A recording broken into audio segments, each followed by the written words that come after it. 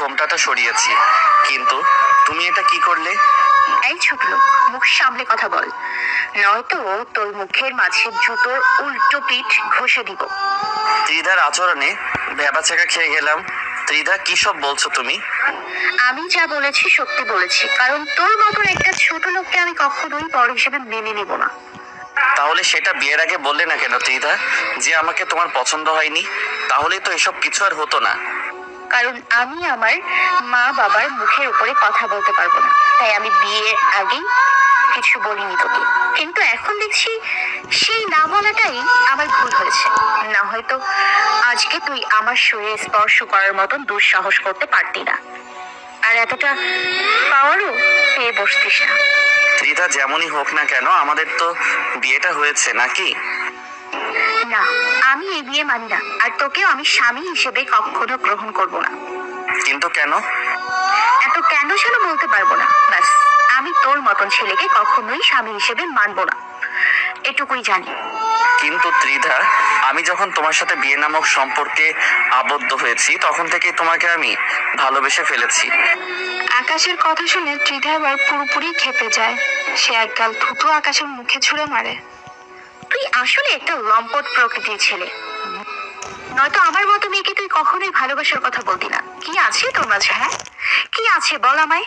অল্প সংখ্যক টাকার একটা চাকরি করিস, যেই চাকরির বেতন দিয়ে তোর নিজেই চলতে হিমশিম খেয়ে যাস, আর সেই ছেলে এসে কিনা আমায় ভালোবাসার কথা বলিস? আচ্ছা বলতো, তোর মাঝে কি লাজ লজ্জা বলতে কোনো কিছু নেই?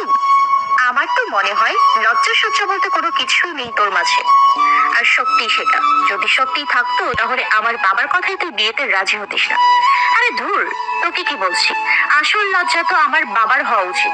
না, হয়তো তোর এই ভোলা ভালা চেহারা দেখে আমাকে তোর গলায় ঝুলিয়ে দিত না। ত্রিধার কথা শুনে বাকরুদ্ধ হয়ে গেলাম। মুখ দিয়ে কোনো কথাই বের হচ্ছে না, আর বের করব কোন মুখে? সে তো সত্যি কথাই বলেছে। লজ্জায় মাথা নিচু করে রেখেছি। এই ছেলে, চুপচাপ হয়ে থাকলে মুক্তি পেয়ে যাবি সেটা ভাবিস না। যা, দূর হ আমার চোখের সামনে থেকে। আজ জীবনে প্রথম কেউ আমায় এতটা জঘন্যভাবে অপমান করলো। ভিতরটা ফেটে যাচ্ছে কষ্টে, কিন্তু মুখ ফুটে বলার মতন কোনো সাহসী নেই আমার। তাই ত্রিধার কথা মতন বিছানা ছেড়ে উঠে গেলাম। তার ছুঁড়ে মারা থুতুগুলো এখনো আমার মুখে লেপ্টে আছে। মাথা নিচু করে সেখান থেকে আসতে ধরবো, তখনই সে আবার পিছন থেকে ডাক দিল। এই যে শোন, আমাকে সম্মান দিয়ে কথা বলবি। তুমি বা তুই যেন কখনো তোর মুখ থেকে না শুনি। আর গিয়ে ওয়াশরুম থেকে মুখ পরিষ্কার করে আয়, কারণ তোর মতন ছেলের মুখে আবার থুথু লেগে থাকা মানায় না। আমার থুথুরও অনেকটা সম্মান আছে তোর থেকে। আর তাছাড়া তোর ভেতরের রূপটা তো একটু আগেই দেখতে পেলাম। সোজা এসে আমার উপরে ঝাঁপিয়ে পড়তেছিস, আর কিছুটা সময় দেরি হলে এখনো হয়তো তোর ভেতরে সেই রকমের নোংরামি কাজ করছে, আর থুথুগুলো হয়তো চেটে খেয়ে নিবি। সো তাড়াতাড়ি গিয়ে ফ্রেশ হয়ে তোর নোংরা মুখ থেকে আমার থুথুগুলোকে ধৌত কর। ত্রিধার কথা শুনে ইচ্ছে করছে হাতের রক থেকে পিনটা বের করে গলার কণ্ঠনালী বরাবর গেঁথে দেই, যাতে করে দম ছেড়ে একেবারেই মরে যায়। আজকের দিনে খোলা আকাশের নিচে নিকৃষ্টতম মানুষের রেকর্ড যদি কেউ গড়ে থাকে, সেটা হলাম আমি। তাড়াতাড়ি রুম ছেড়ে ওয়াশরুমে চলে গেলাম। ওয়াশরুমের আয়নার সামনে দাঁড়িয়ে নিজের মুখমণ্ডল দেখছি। নিজের মুখমণ্ডলে তাকাতেই মনে হলো সে আমায় থুতু ছুঁড়ে মারেনি, আমার মুখে সে থুতুর বমি করেছে। আমার সারা মুখে তার পবিত্র থুতু বিচরণ করছে। তাড়াতাড়ি কল ছেড়ে মুখে পানি ছিটা দিতে লাগলাম। নিঃশ্বাস বড় করে আটকে রেখেছি, কারণ মুখে পানি দেওয়ার সময় যদি তার দামি থুতুর ছিটা পানির সাথে আমার পেটের ভিতরে চলে যায়। সারা মুখ ক্লিন করে হাতের দিকে নজর দিলাম। তখনই চোখ জোড়া আটকে গেল হাতের দিকে। হাত থেকে রক্তক্ষরণ হতে হতে সারা হাত সাদা হয়ে গিয়েছে আমার। দেখেই বুঝতে পারলাম হাত তার ক্ষমতার বাইরে গিয়ে রক্ত ঝরিয়েছে। সারা ফ্লোর রক্ত লাল হয়ে আছে। তাড়াতাড়ি কলের নিচে হাতটাকে রেখে সারা হাত ক্লিন করে নিলাম। তারপর ওয়াশরুম থেকে বেরিয়ে গেলাম। বাসর ঘরের দরজায় দাঁড়িয়ে আছি, শরীরটা গিরগির করে কাঁপছে। তখনই ভিতরে থেকে ডাক এলো, এই অকর্মঠ ছেলে, এদিকে আয়। ত্রিধা হয়তো আমার উপস্থিতি টের পেয়েছে। তাড়াতাড়ি রুমে প্রবেশ করে তার সামনে গিয়ে দাঁড়ালাম। যাক, মুখ ভালো করে ফ্রেশ হয়ে এসেছিস দেখি। আচ্ছা তোর হাতটা দেখা। ভিতরে কু ডেকে উঠলো সে আমার হাত দেখতে চাওয়ায়। হাতটা তার দিকে এগিয়ে দিলাম। কিরে, তোকে হাত দেখাতে বলেছি না? ক্ষত স্থানটা লাল বর্ণ হয়ে ফুলে আছে, আর ফুলে থাকবে নাই বা কেন? সে আমার হাতে পিন ফুটিয়েছে, যার আয়ত্ত কোনো রোগীকে অপারেশন থিয়েটারে নিয়ে যাওয়ার পর তাকে বেহুশ করার জন্য যে অ্যানেস্থেসিয়া তার শরীর পুশ করা হয়, তার থেকেও আয়তনে কয়েক গুণ বেশি বড় সেই পিনের ধারালো মাথা, যেটা আমার হাতে ত্রিধা ফুটিয়েছে। তৎক্ষণাৎ আবার সারের মতন চেঁচিয়ে উঠলাম ত্রিধার আচরণে। সে আমার ক্ষতটাতে শরীরের সমস্ত শক্তি দিয়ে চেপে ধরেছে। এই যাবো, একদম চেঁচাবি না, চেঁচালে একদম জানে মেরে দিব। আমার বিয়ে করার ফল এটা। সাথে সাথে মুখ চেপে ধরে কান্না করে দিলাম, কিন্তু তার মনে কোনো ধরনের মায়া দয়া নেই। সে আমার জখমটাতে নিজের হাত দিয়ে প্রেসার দিচ্ছে, যাতে করে আমার দম বন্ধ হয়ে সেখানে দম ছেড়ে দেই। ঠিক তাই হলো, আর টিকতে না পেরে মাথা ঘুরে সেখানেই পড়ে গেলাম। সকালবেলায় চেতন হওয়ার পর দেখতে পেলাম আমি ফ্লোরের উপরে মাতালের মতন পড়ে আছি, আর ত্রিধা বিছানায় রাজরানীর মতন নাক ডেকে ঘুমাচ্ছে। একটা মানুষ কতটা নির্দয়াবান হলে এমন আচরণ করতে পারে তা ত্রিধাকে না দেখলে কখনোই বুঝতে পেতাম না। না, এই মেয়ের ধারে কাছেও আমি আর থাকবো না। মাথা জঘন্য রকমের ঘুরপাক খাচ্ছে। কোনো মতে খাটে ভর করে উঠে দাঁড়ালাম। তখনই ত্রিধার ঘুমন্ত চেহারাটা চোখে পড়ল। মুহূর্তের মাঝেই কোনো এক স্বপ্নের রাজ্যে হারিয়ে গেলাম। মেয়েটাকে একদম স্বর্গের পরীর মতন লাগছে। সাথে সাথে মনটাকে পাল্টে ফেললাম। না, এই মেয়েকে আমার চাই। সে আমার সাথে যেমনটাই করুক না কেন, আমি তাকে ভালোবাসা দিয়ে পরিবর্তন করে নিব। তাকে আমি ভালোবাসা দিয়ে নিজের খাঁচায় বন্দি করে রাখবো। আল্লাহ, তোমার কাছে অনেক অনেক শুক্রিয়া যে তুমি আমায় এমন একটা জলজান্ত পরীর সাথে বিয়ে নামক একটা বন্ধনে জুড়ে দিয়েছো। একদিনে তাকিয়ে আছি ত্রিধার দিকে। তখনই সে বন্ধ চোখ জোড়া খুলে আমার দিকে ভয়ানক দৃষ্টিতে তাকালো।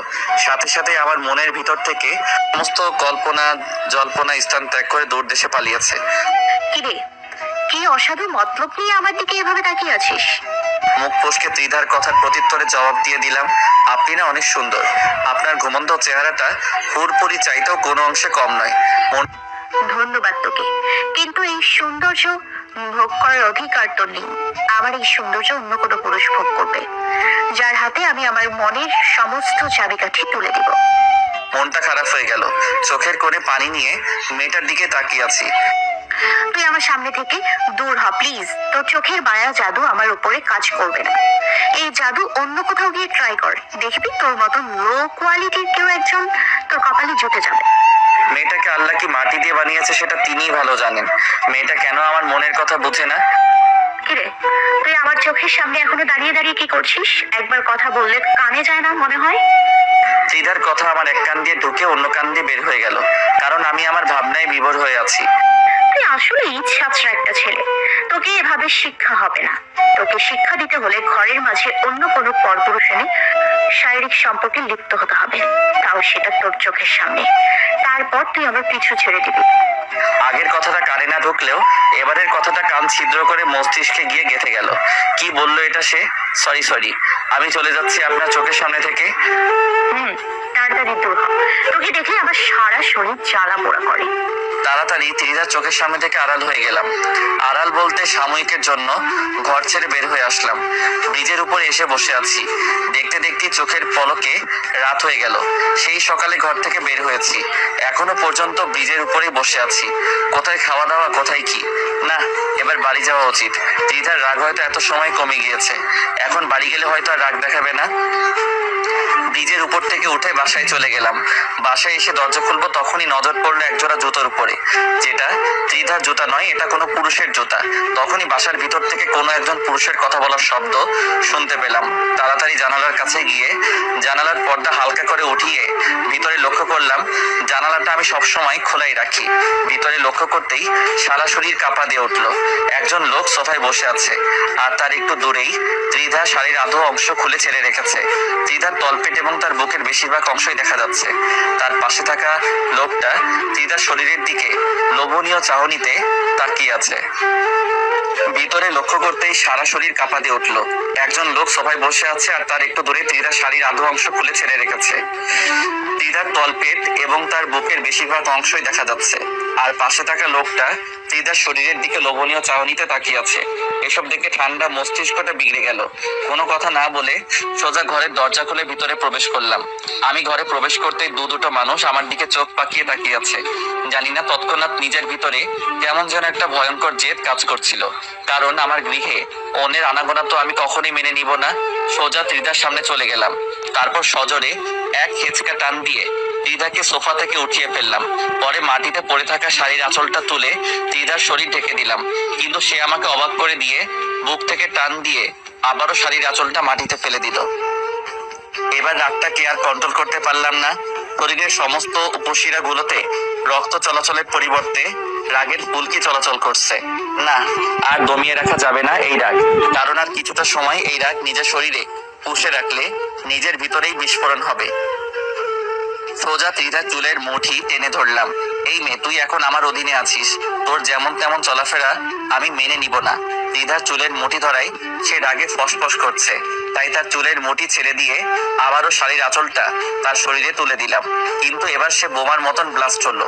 চমকে গেলাম তার বিস্ফোরিত চেহারা দেখে। মনে হচ্ছে যেন কোনো মিনি ট্রাকের উপরে 27 টন মাল তুলে দেওয়া হয়েছে। আর সেই ওভারলোডে মাঝপথেই চাকা ফুটে গিয়েছে। ত্রিধা আমার মুখের দিকে অগ্নি দৃষ্টিতে তাকিয়ে বলতে লাগলো, এই জানোয়ার, তুই আমার শরীরে হাত দিলি কেন রে? হ্যাঁ, তোর কত বড় সাহস যে তুই আমার শরীরে হাত দিস? শুধু তাই নয়, আমার উপরে আবার নিজের জোর খাটাচ্ছিস। তোকে তো আজকে আমি জ্যান্ত পুঁতে দিব। ত্রিধা, আমার ক্লাস তুমি তোমার মতন করে নিও, কিন্তু এখন আগে মানুষের সামনে নিজেকে সংযত করো। তোর সংযত করার গুষ্টি মারি।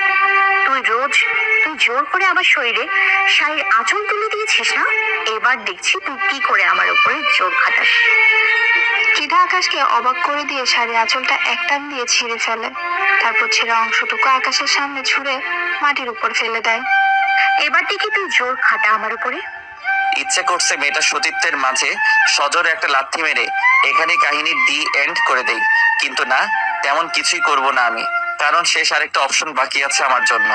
সাথে সাথে ত্রিধাকে জড়িয়ে ধরে নিজের বাহু দিয়ে বেষ্টন করে নিলাম, যাতে করে সেই পুরুষের নজর আর ত্রিধার উপরে না পড়ে। কিন্তু সেই শেষ অপশনটাই আমার জন্য কাল হয়ে দাঁড়ালো। হঠাৎই কিছু একটা ভাঙার শব্দ কানে আসলো। পিছনে ফিরে দেখি পাশে বসে থাকা সেই লোকটা টেবিল থেকে একটা কাচের গ্লাস তুলে আমার মাথায় মেরেছে।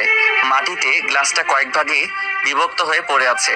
লোকটার এমন আচরণে ত্রিধাকে আপনা আপনি ছেড়ে দিলাম, কারণ মাথা থেকে রক্ত পড়ছে চিরচির করে। তাকে ধরে থাকার মতন শক্তি যেন সেই সময়টাতে আমার মাঝে ছিল না। সারা শরীর ঢুলছে আমার। আর অন্যদিকে লোকটা